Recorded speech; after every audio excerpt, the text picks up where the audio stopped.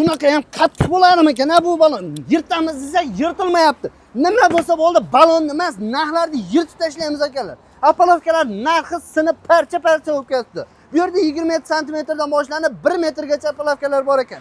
Yangi list tanishtirib o'tamiz. 27ligi 3 million 100 ming, 30ligi 3 million 800 ming so'm, 50lik Legomizga keladigan bo'lsa 7 million 500 ming so'm. Agarda oddiy apolovka kerakdiganlar uchun 7 million so'm bo'ladi.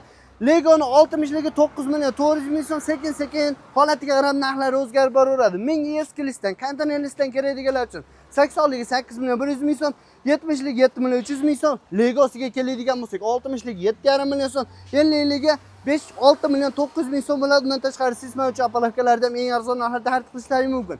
Kolonna uchun 40 ga 40 1 metr 1 million so'm hisoblanadi. 3 metrligi 3 million so'm bo'ladi. Xohlasalarning 60 ga 60 bemalol tayyorlab beraveradi. Bu yerda beton mishalkalar, aravalarda ham eng arzon narxlarda xarid qilishlari mumkin. Ekran pastlik varaqalar. Manzilimiz Farg'ona viloyati bo'yi tumanida Dehqonobod komiteridan bo'lyapti.